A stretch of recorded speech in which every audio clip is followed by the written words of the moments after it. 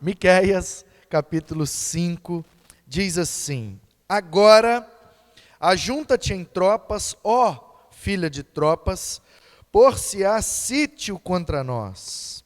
Ferirão com vara a face do juiz de Israel.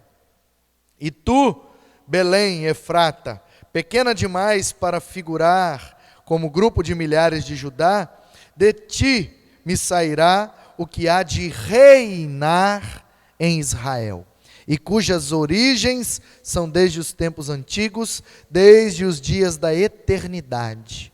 Portanto, o Senhor os entregará até ao tempo em que aqui está em dor estiver dado à luz. Então, o restante de seus irmãos voltará aos filhos de Israel.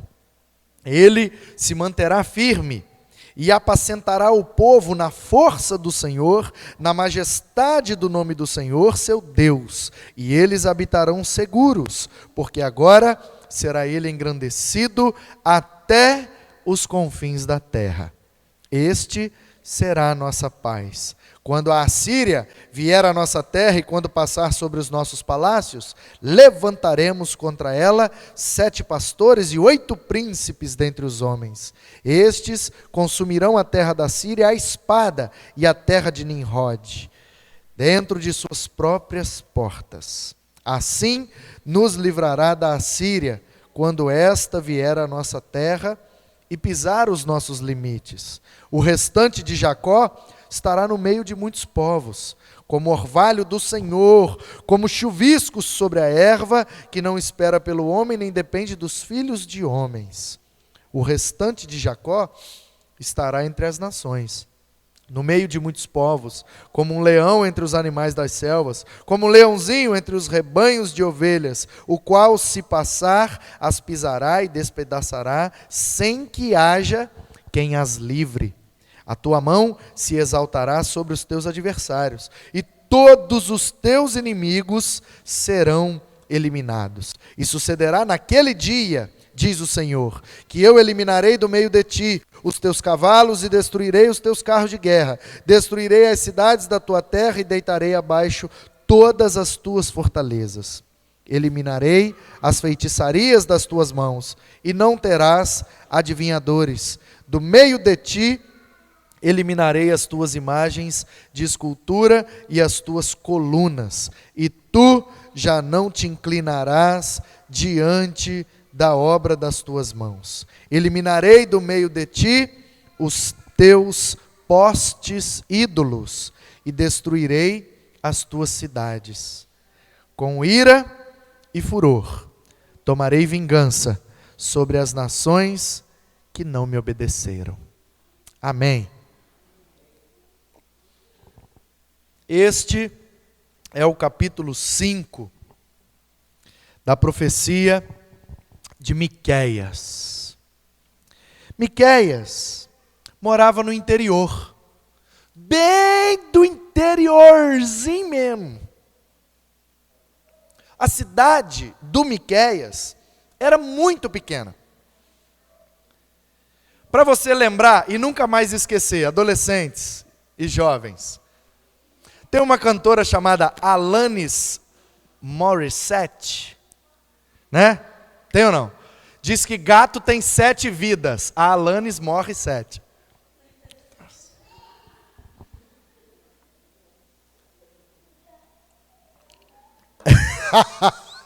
Alguém gostou da piada. Então, para você nunca mais esquecer o nome da cidade do Miqueias, Morissette. É sério. Morissette. Olha no capítulo 1, confere comigo no replay. Capítulo 1, deixa eu ver onde é que está. No primeiro versículo já diz, palavra do Senhor, que em visão veio a Miqueias. Miqueias o quê? O que está escrito aí? Morastita. Quem é morastita? Quem mora ou vem de Morissette. Entendeu? Lá no verso 14, olha aí, Portanto, darás presentes de despedida a Morisete Gate. Esse é o nome do lugar onde morava, foi criado e instruído, aprendeu todas as coisas e cresceu e foi levantado por Deus, escolhido por Deus como um profeta. Esse homem chamado Miqueias, um homem do interior, lá da cidade de Morisete Gate, mais ou menos no ano 730 antes de Cristo. Antes da Assíria invadir o reino do norte, muito antes da Babilônia invadir o reino do sul, Deus levantou 2 homens para exortar o seu povo quanto ao perigo da idolatria e da destruição que assolaria a nação de Israel, caso eles continuassem na idolatria. No sul, no reino de Judá, Deus levantou Miqueias. No norte, no reino de Israel, Deus levantou Amós. E Amós era de onde? Do interior também. Era vaqueiro, criador de sicômoros. Você sabe o que é sicômoros? É uma figueira brava. É um pé de figueira, é uma figueira, um pé de figos, só que tem espinhos. O figo, ele é menorzinho, mais azedo, não é muito comestível, e o caule e os galhos têm espinhos. É chamado ou de figueira braba, braba por causa dos espinhos, ou de sicômoros. É num pé disso que Zaqueu subiu para ver Jesus. Então Amós no norte, profetizando a Israel, para que eles parassem com a idolatria, porque senão o juízo de Deus ia chegar. E Miqueias profetizando ao reino do sul, para que eles parassem com a idolatria, senão o juízo de Deus ia chegar.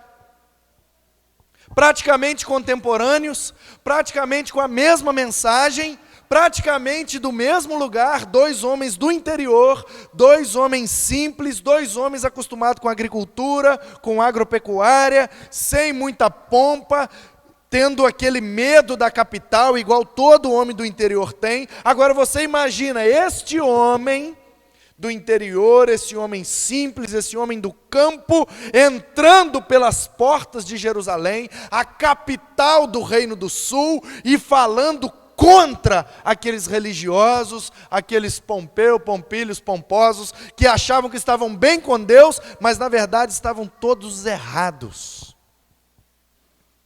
Se coloca na situação, na pele desse homem. Ele vinha do interior, lá da cidade de Morisete Gate. Gate porque ficava na divisa com o território da Filistia.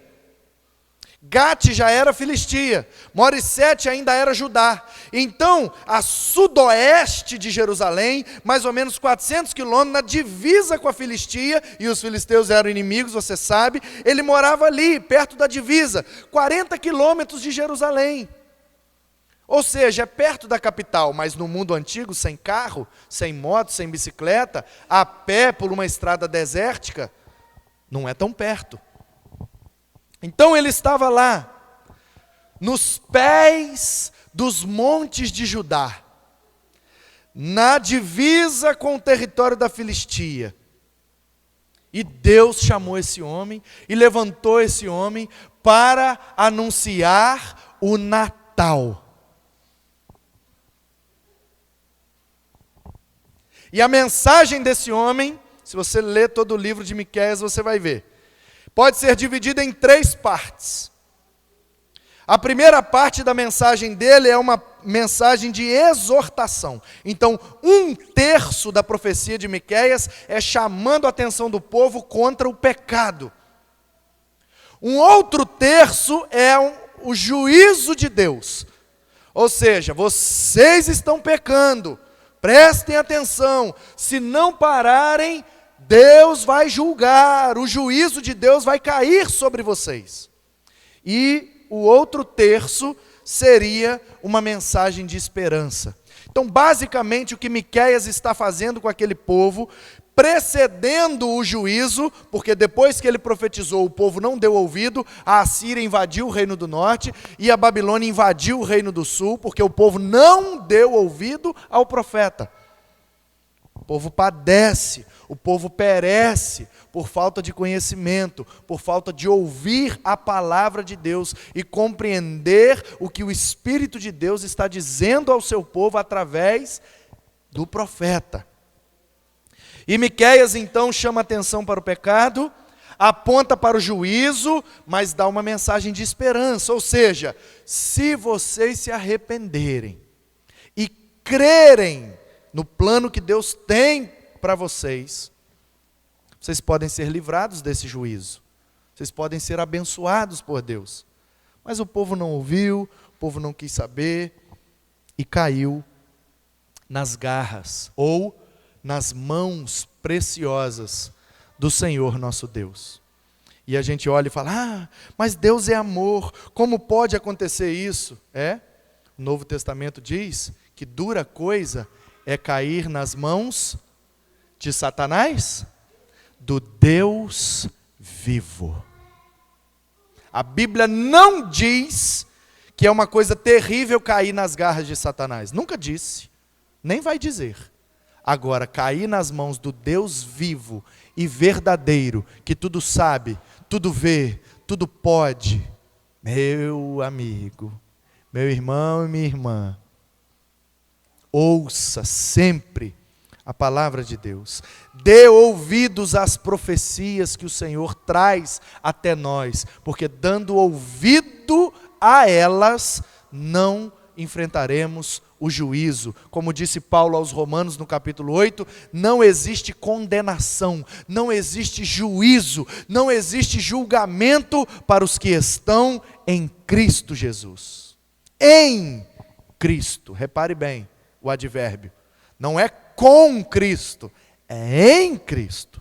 Então Miqueias, que era do interior, que tinha essa profecia de exortação, de juízo e de esperança, ele vai falar basicamente contra os pecados do reino do norte, contra os pecados do reino do sul, e de repente no capítulo 5 ele vem com uma mensagem de esperança, que é a mensagem do Natal. Porque foi através de Miqueias que Deus revelou o local do nascimento de Jesus. A geografia do Natal foi revelada através de Miqueias. E na cidade de Belém, a cidade de Davi, Betlehem, a casa do pão, nasceu Jesus.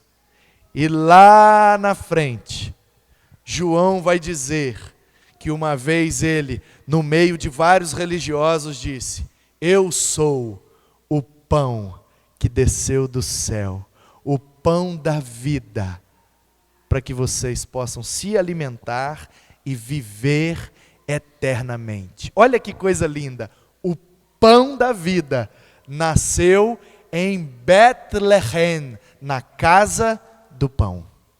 Perfeito, perfeito. Tudo ok, eu creio muito fácil nisso tudo, porque tudo faz muito sentido para mim. Mas a pergunta é, o que é que isso muda na minha vida? O que é que isso muda na sua vida? O que é que isso muda no seu casamento? O que é que isso muda no seu relacionamento com a sua família, com o seu vizinho, com os seus parentes? O que é que isso muda na sua vida, na prática? Então eu quero, orientado pela palavra de Deus, trazer alguns conselhos para você e meditar nessa verdade, que Jesus é o Rei do nosso Natal. Porque o Miqueias profetizou dessa forma, que de Belém nasceria aquele que seria Rei de Israel. E nós, o povo de Deus, espalhado por toda a terra, sejam judeus ou gentios, todos aqueles que foram feitos filhos de Deus, se tornam espiritualmente o Israel do Senhor na terra. Portanto, de Belém nasceria aquele que seria rei de Israel, ou seja, aquele que reinaria em nós, por nós, para nós, seria o nosso rei. Não um rei físico, não um rei geográfico, não um rei político, mas um rei espiritual, existencial, que de maneira espiritual, de maneira, como é que fala? Metafísica, olha que coisa linda. É um reinado que vai além do que é físico. Ele não está sentado num trono de madeira ou de ferro. Ele não está dentro de um palácio. Ele não está dando ordens e julgando as situações do nosso país. Mas Ele é o nosso rei, porque nasceu em Belém e é o rei de Israel. E eu sou o povo de Deus, eu sou Israel de Deus, e Ele em mim reina. E eu pertenço ao reino de Deus. Lindo, né? Então vamos ver o que isso, de fato, muda na nossa vida. Então, em primeiro lugar, eu quero dizer a você que no verso 1 do capítulo 5, essa profecia se cumpriu, já se cumpriu, lá no segundo livro dos Reis, capítulos 24 e 25, está registrado a história de quando Nabucodonosor invadiu Jerusalém, e sitiou e com vara de ferro capturou o rei Zedequias, rei de Judá, idólatra. Agora, diz o verso, ajunta-te em tropas, ó filha de tropas, por-se-á sítio contra nós, ferirão com vara a face do juiz de Israel. Quem era o juiz de Israel no tempo dos reis? Os reis eram juízes. Se lembra do profeta Natã? Quando ele vai exortar Davi, ele chega lá e fala, meu rei, eu tenho uma situação para o senhor julgar. Qual a situação? Não, lá no interior, um rapaz tinha uma fazenda com várias ovelhas. O outro rapaz só tinha uma ovelha. Eles eram vizinhos. Aí aquele que tinha várias ovelhas recebeu uns parentes vindo de longe e foi fazer um churrasco. E aí, ao invés de pegar uma de suas muitas ovelhas, foi lá e pegou a única ovelha do seu vizinho e fez um churrasco. O que é que esse rapaz merece? Aí o Davi se encheu de toda a justiça e como rei de Israel esticou o cetro e deu a sentença. Merece morrer. Aí o Natã diz, ah é? Você mesmo. Que é isso? Você é o rei de Israel, rapaz. Você tinha toda e qualquer mulher que você quisesse. Para que você foi pegar a do Urias, que ele só tinha Batseba? Aí o Davi caiu, vários dias com o rosto em terra, e o juízo foi estabelecido. O menino não nasceu. Foi perdoado por Deus, mas obrigado a enfrentar as consequências do seu pecado. É assim que acontece comigo e com você. Deus nos perdoa, mas as consequências serão nossas. Portanto, que possamos dar ouvido à profecia do Senhor. E a profecia nesta noite importa para mim e para você que Jesus seja o rei do nosso Natal. Então esquece esse negócio de presente, esquece esse negócio de comércio, esquece esse negócio de comida, de homem gordo com barba branca, esquece isso. Pode ter tudo isso? Pode, eu não estou falando que vai para o inferno, que é pecado, não é exagero, não é esse radicalismo. Você quer tirar uma foto lá com um homem velho com barriga? Pode tirar. Você quer botar uma arvrinha pisca-pisca lá na sua casa? Pode botar. Você quer fazer uma ceia, comer até não aguentar mais? Pode comer. Você quer trocar presente? Pode fazer. Tudo isso é bom, tudo isso é saudável, é tudo legal. Não tem nada de legalismo aqui, de que é do inferno, do capeta, lá. Eu respeito todo mundo que tem essas opiniões, mas eu sou mais light, mais de boa, de boa. Contanto que você não se esqueça e não perca de vista e nem suma da sua consciência que Natal tem a ver com Jesus. pode tirar foto, você pode fazer árvore, você pode fazer comida, você pode trocar presente, mas não se esqueça em nenhum momento que o cerne, a essência da mensagem do Natal é o nascimento de Jesus. E ele nasceu em Belém. E quem falou isso pela primeira vez na história da humanidade? Miqueias, um homem simples do interior, que foi um grande instrumento nas mãos de Deus. Vamos dar ouvido à profecia dele? Então, em primeiro lugar, ele diz assim: se Jesus é o rei do nosso Natal, nós temos a eternidade. Porque Deus nos amou de tal maneira que nos deu esse rei. E aquele que crê no rei tem a vida eterna. Você se lembra daquele ladrão? Em Lucas capítulo 23, se não me falha a memória. Deixa eu conferir para não conversar fiado. Só conferir aqui, porque estou citando uns negócios de cabeça ultimamente e não está dando muito certo não. Isso mesmo, Lucas 23, olha aí, tá vendo? Lucas 23, não sei se você se lembra. Jesus está crucificado, de um lado tem um ladrão, um malfeitor, do outro lado tem outro ladrão, outro malfeitor. Diz a história, a tradição, a Bíblia não, diz a tradição que o nome de um dos ladrões era Dimas. Inclusive o Mano Brown, dos Racionais MCs, tem uma música chamada Vida Louca, e ele diz que o Dimas foi o primeiro vida louca da história.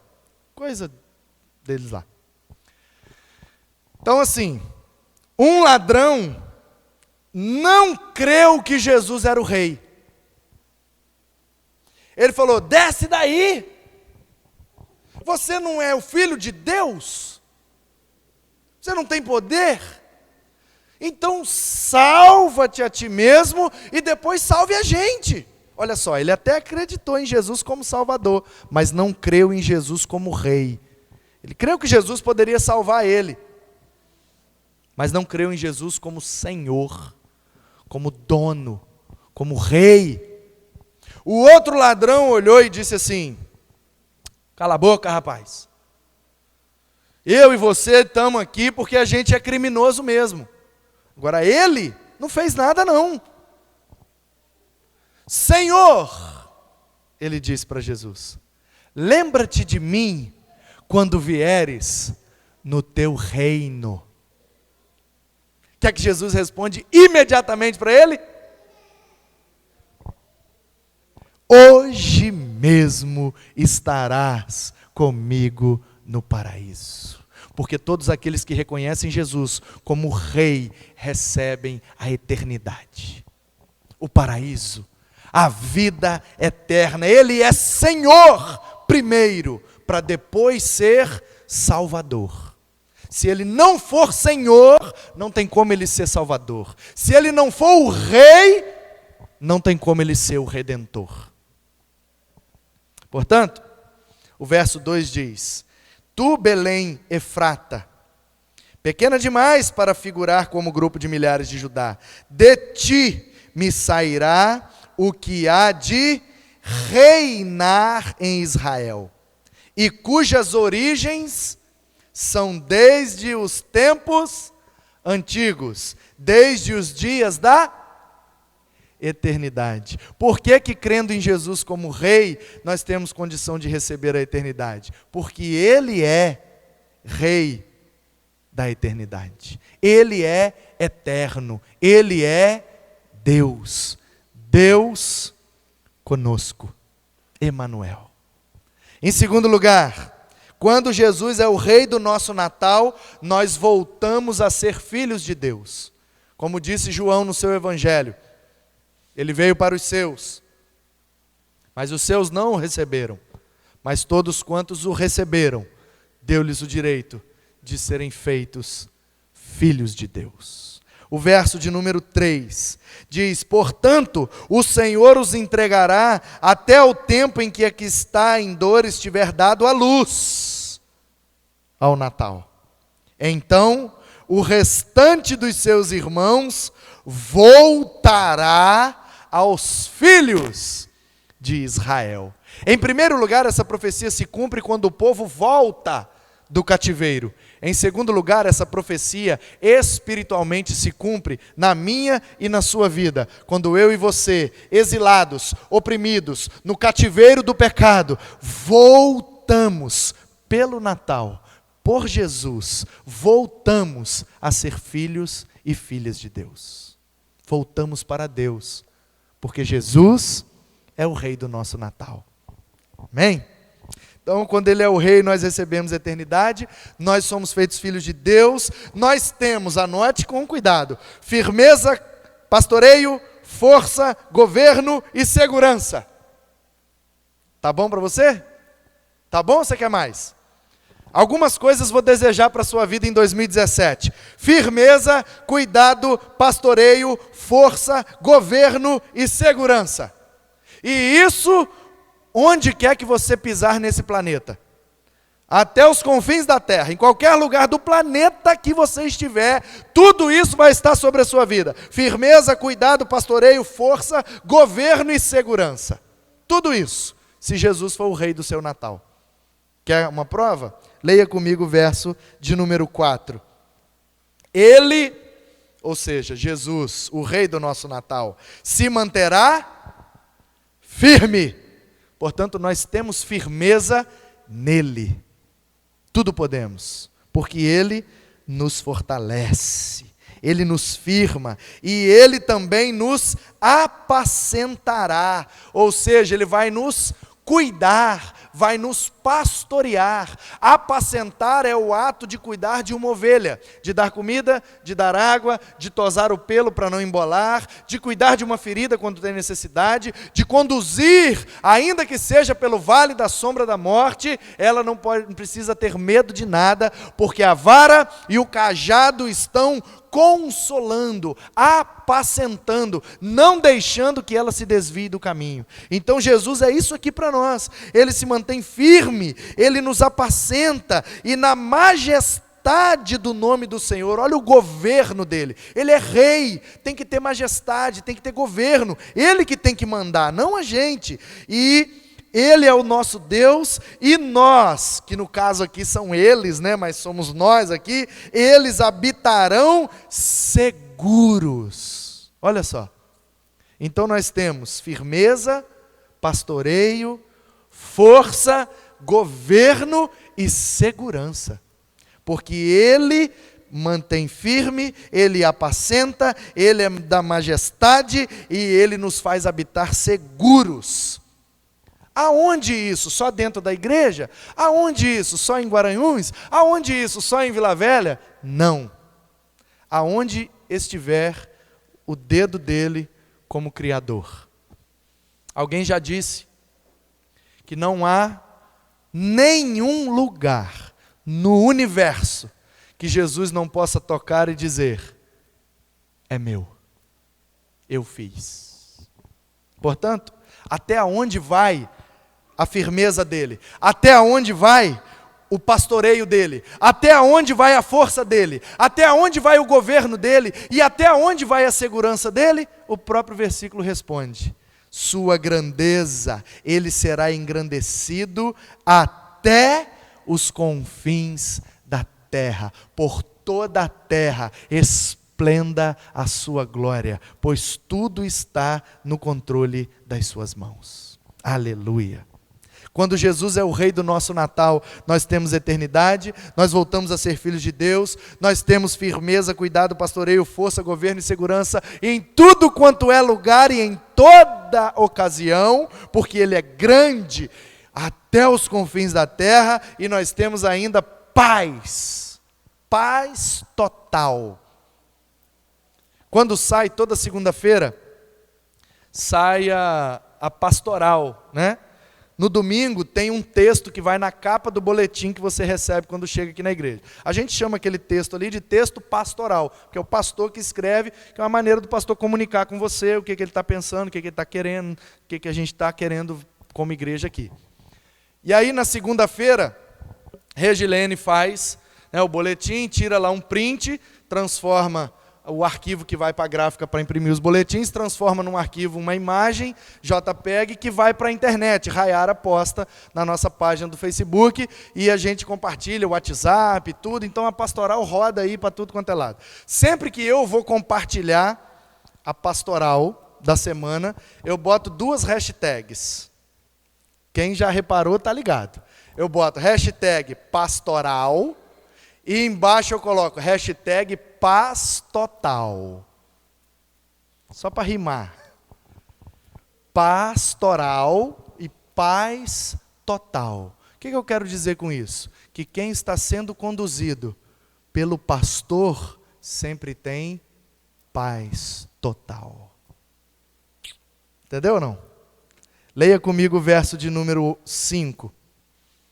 Este, ou seja, Jesus, o Rei, será a nossa paz. Jeová Shalom. O Senhor é a nossa paz. Mas pastor, então quer dizer que a gente não vai ter problema nenhum? Paz não é ausência de problemas. Então quer dizer que não vai dar nada errado? Paz não é sinônimo de perfeição. Paz é isso aqui, ó.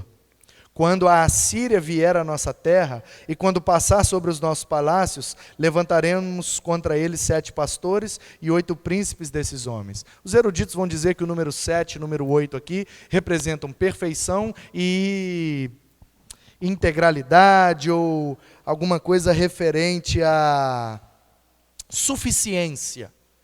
O profeta aqui está dizendo que Deus levantará líderes suficientes para conduzir o seu povo nos momentos de crise. Verso 6. Estes consumirão a terra da Síria, a espada, a terra de Nimrod, dentro das suas próprias portas. Assim nos livrará da Síria quando esta vier à nossa terra e pisar os nossos limites. O restante de Jacó estará no meio de muitos povos, como orvalho do Senhor, como chuvisco sobre a erva, que não espera pelo homem, nem depende dos filhos dos homens. O restante de Jacó estará entre as nações, no meio de muitos povos, como um leão entre os animais da selva, como um leãozinho entre os rebanhos de ovelhas, o qual se passar as pisará e despadecerá, sem que haja quem as livre. Ou seja, teremos paz, porque nós não contamos e não confiamos nos homens. Teremos paz, porque nossa confiança está totalmente em Deus. E embora aqui esteja tudo injusto, tudo desequilibrado,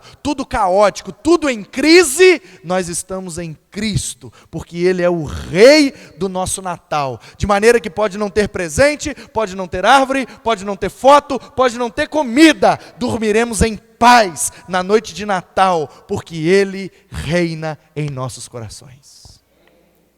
Em último lugar, quando Jesus é o Rei do nosso Natal, além de ter eternidade, ser filho de Deus, firmeza, cuidado, pastoreio, força, governo e segurança, paz total, ainda temos vitórias sobre tudo o que nos leva a desagradar a Deus. Vitória sobre tudo o que desagrada a Deus. Porque eu e você, quando fala em vitória, meu irmão, você vai ter uma vitória essa semana.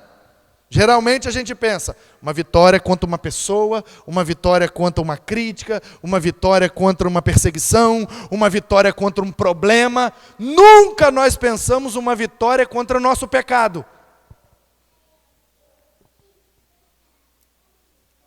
Mas o que o profeta está prometendo aqui é que quando Ele é o Rei do nosso Natal, nós temos condição de vencer aquilo que desagrada a Deus e não mais praticar pecados.